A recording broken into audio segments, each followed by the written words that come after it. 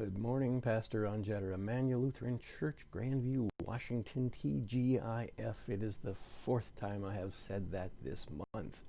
January 22nd, 2021. Are you familiar with that Advent song, Wake, Await, for Night is Flying?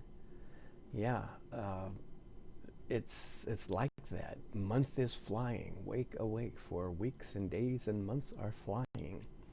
And yet, it seems like time is going very slow when we turn on news and we hear that there's no COVID vaccine left anymore. The supply is all gone. People who shouldn't have gotten it yet did. People who should be getting it can't. We just wonder what's going on and why this organization wasn't done months ago. I was at the doctor's office just yesterday and they said, well, we're going to put you on the list. Great. I said, when are you getting it? Oh, we have no idea. But when we do, you'll be on our list. Okay. And I will be 65 by the time they get it, chances are, which is just, about 5.5 weeks away from now. So long after I'll be done. This is the 22nd. I've only got 9 more days. And then I'm going offline, so I'll get what I can done until then. Time flies. Well, let's talk about time. Calendars, specifically. Yesterday, you remember I was talking about the first 2 festivals of the Jewish year.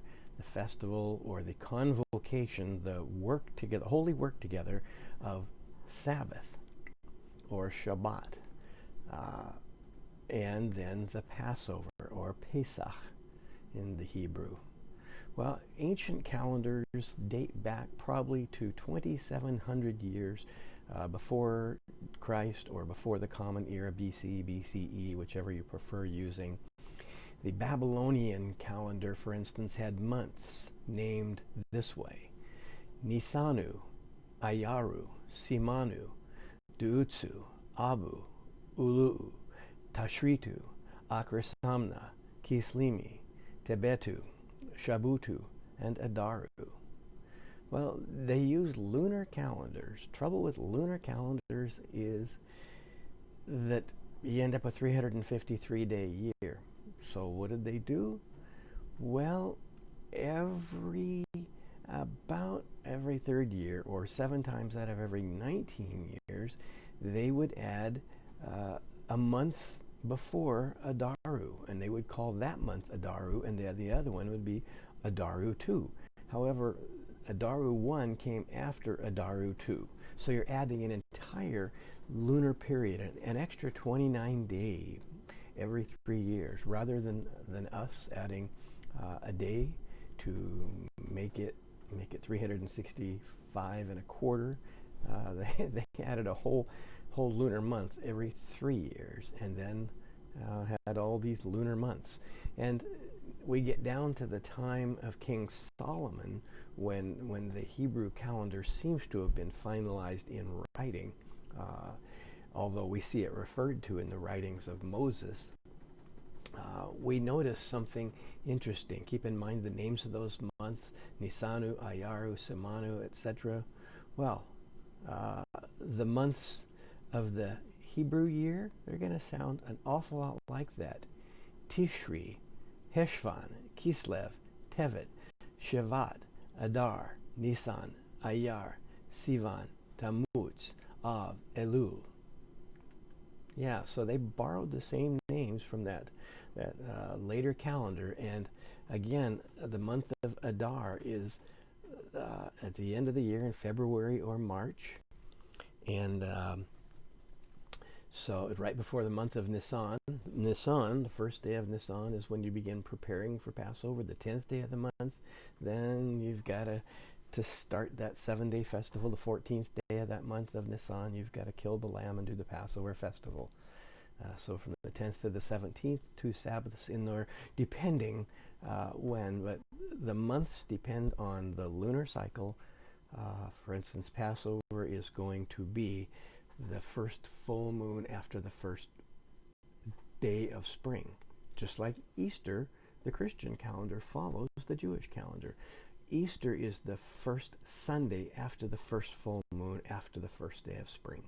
So Passover and Easter are almost always at the same time, unless between Friday and Sunday there is a full moon, in which case they are a lunar cycle apart. But again, Nisan is the first month. So that's March or April, and then Adar would be February or month. So you would have Adar 2 to put that extra 30-day month in there, or and then you'd have Adar, regular Adar, in order to make sure that the festivals occur within a few weeks of when they're supposed to. Now the Egyptians, which are also a very old society, had a 364-day calendar. They had 12, or 360-day calendar. They had 12 periods that were 30 days each, and then they would stick on an extra 5 days onto the 12th month. So actually it was 11 months of 30 days and 1 month of 35 days. So there are problems, of course, with a lunar calendar because you have to add in. So we went to the solar calendar way back sometime. And that calendar, though, became everything to them because it tells them how to order their lives. I already said the offering of the Passover, of unleavened bread, and of Sabbath. In Leviticus 23, though, we continue with the other festivals, which they still celebrate to this day. The offering of first fruits in verse 9. When you enter the land that I am giving you, and you reap its harvest, you shall bring the sheaf of the first fruits of your harvest to the priest. He shall raise the sheaf before the Lord, that you may find it acceptable. And on the day after the Sabbath, the priest shall raise it. On the day when you raise the sheaf, you shall offer a lamb a year old. And this again is known as the olah, or the holy smoke, in which something is completely turned. An animal is sacrificed and completely turned to smoke and ash to rise up to God, the burnt offering. It's also known as the uplifting of the offering, the uplifted offering. And it speaks about this first fruits. It's so first fruits offering. When does this offering of the first fruits happen then? Well, when would the first fruits happen? It's bring the sheaf of first fruits. Well, it sounds grain, doesn't it? So springtime grain, the winter wheat, winter barley, winter. So the offering of first fruits could happen when the harvest happened. But then there's a specific time then for the Festival of Weeks, verse 15. From the day after the Sabbath, the day on which you bring the sheaf of elevation, you shall count off 7 weeks. They shall be complete. You shall count until the day after the 7th Sabbath, 50 days. So this is the Feast of 50s. It's now, so the offering then is really at the time of Passover, the first fruits offering. 50 days after the Passover is the Feast of 50s, or Shavuot. And that's another offering, the 7 times 7 plus a day.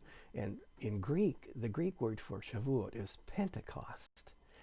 Interestingly enough, it was a Greek festival or a Jewish festival that was occurring, and there were Hebrew Jews and Greek Jews in Jerusalem at the time, and the Christians call that one of their great festivals. They call that the birthday of the Christian church, when the Holy Spirit came down on the Jewish festival of weeks, on Shavuot. Then there's the verse 23, the festival of trumpets. Speak to the people of Israel in the 7th month, on the first day of the month. You shall observe a day of complete rest, a holy convocation commemorated with trumpet blasts. You shall not work at your convocations, or at your occupations, very different. You shall present the Lord's offering by fire.